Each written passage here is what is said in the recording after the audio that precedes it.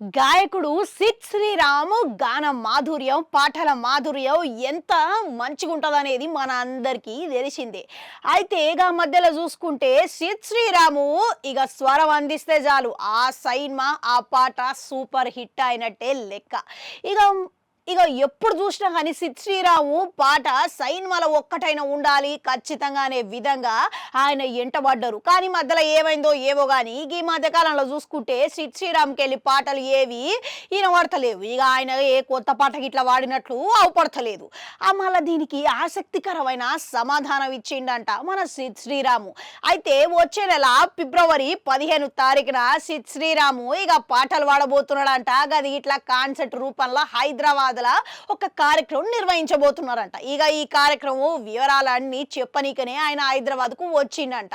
ఇక ఈ నేపథ్యంలోనే ఇక మీరు ఎందుకు పాటలు పాడతలేరు, సంగీత దర్శకులు ఎందుకు మిమ్మల్ని దూరంగా పెడుతున్నారా అనే ప్రశ్న ఎదురైతే ఇక నాకు గిట్ల తెలియదు దానికి కారణం అని అన్నాడంట. ఇక అంతేకాదు పుష్ప 1లా శ్రీవల్లి పాట ఎంత హిట్ అయిందో తెలిసిందే.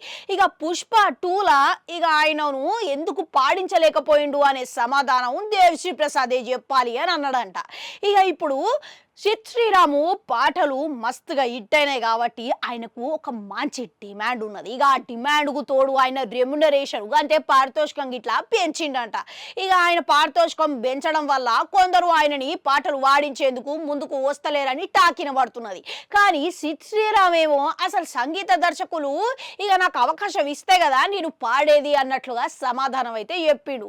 అంతేకాదు ఈ ఇంటర్వ్యూలో ఆయన తెలుగు మాట్లాడే విధానం చూసి అందరూ అయిపోయారంట. ఎందుకనంటే ఆయన ఎంత మంచిగా పాటలు వాడతాడు, ఇక మంచిగా వచ్చు తెలుగు కదా అని అనుకుంటాం కానీ ఆయనకు అసలు తెలుగే పెద్దగా రాదంట. మంచిగున్నారా ఇక మీరు ఎట్లున్నారు అనే పదాలు పెట్టి మాట్లాడనికనే ఆయన అతి కష్టం మీద పలికిండంట. ఇక దీన్ని బట్టి చూస్తుంటే ఏదేమైనా కానీ ఆయన సొంత పాటలకు ఇక భాషలకు రాసుకొని మరి ఆయన పాటలు వాడతాడని అర్థమవుతున్నది. ఇక ఇదంతా పక్కకు పెడితే ఈ ముచ్చట సిద్ శ్రీరాము ఒక్కసారి పాట పాడితే మాత్రం ఇక అది ఖచ్చితంగా అందరినీ ఆకట్టుకుంటుందనే చెప్పుకోవాలి. మళ్ళీ ఈ కాన్సర్ట్ కోసం అని తెలుగు ప్రేక్షకులు మస్తుగా ఎదురు చూస్తున్నారంట. అంతేకాదు చాలా కాలం తర్వాత సిద్ శ్రీరాము అందరు ముంగట ఇక ముంగుల కూర్చొని పాడుతున్నాడు కాబట్టి ఆయన ఇట్లా ప్రేక్షకులకు దగ్గర కావాలని చూస్తున్నాడంట. ఇక ఏదేమైనా సరే కానీ దీనికి ఎటువంటి స్పందన వస్తుంది అనేది చూడాలి. మీలా ఎంతమంది కాన్సర్ట్కి పోతున్నారు కామెంట్లలో కామెంట్ పెట్టుర్రి. అట్లనే గంట ఉంటుంది అది కూడా నొక్కరి మళ్ళీ వస్తా.